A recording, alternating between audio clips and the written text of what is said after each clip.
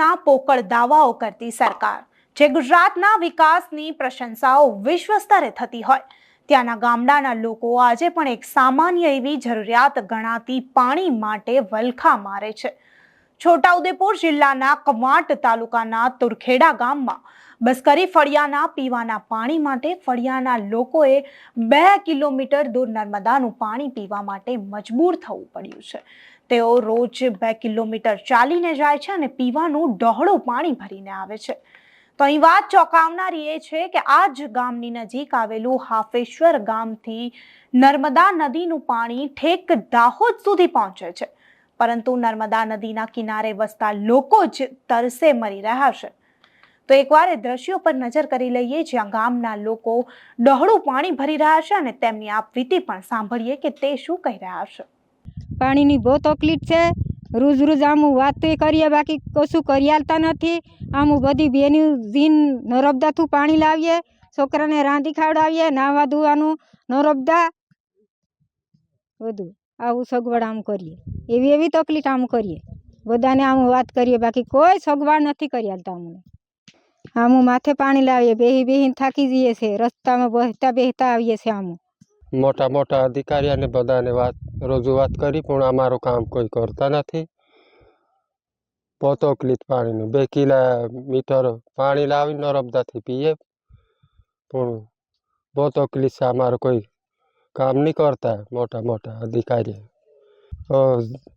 ધારાસભ્યને બી મળીએ છે, તે બી અમારું નજીક આવી ગયો, આવતા વર્ષે કરવું કીધું। આવો પણ બી વરસાદ નજીક આવજો, પણ બી નહીં કરવાના।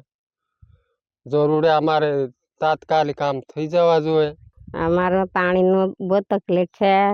નર્મદા કિનારેથી ન લાવીએ ને વાટે બેહતા અડધો ડુંગર ચડે બહીએ, પાણી પીને પાછા ચડીએ, તો પાછા ઉપર ચડીને બેહીએ, તો પછી ઘેર આવીને આવતા થાકો પીએ, પછી કામ કરીએ। આમ સારી તકલીફ છે અમારે પાણીની જ ને અમારે નિહાર જોવે ને રસ્તો જોવે, 3 વસ્તુ જોવે। 2 કિલોમીટર ડુંગર ઉપર આવીએ, આમ ઉપર પાણી લઈને ચડવાનું। નર્મદા નદી ઉપર ડુંગર ઉપર ઘર છે, ત્યાંથી પાણી લાવીને પીએ આમ નર્મદાથી। 2 કિલોમીટર સરકાર અમને પાણીની સુવિધા કરી એટલું અમને જોવે જ।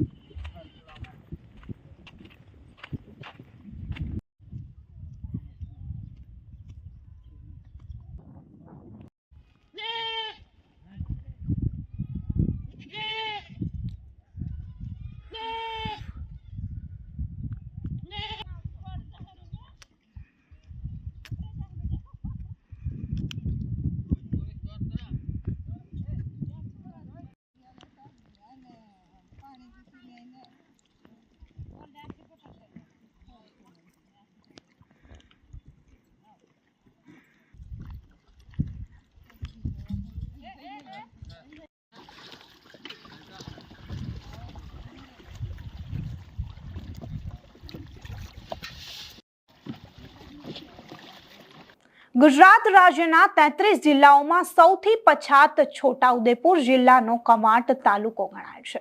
એ ઉપરાંત મધ્યપ્રદેશ અને મહારાષ્ટ્ર રાજ્યના સરહદી વિસ્તારમાં હજુ સુધી વિકાસ પહોંચ્યો નથી. તો આ મુદ્દે તમારું શું કહેવું છે તમને કમેન્ટ બોક્સમાં ચોક્કસથી જણાવજો તથા અમારી ચેનલ નિર્ભય ન્યૂઝને લાઇક, શેર અને સબસ્ક્રાઇબ કરવાનું ભૂલશો નહીં. આભાર.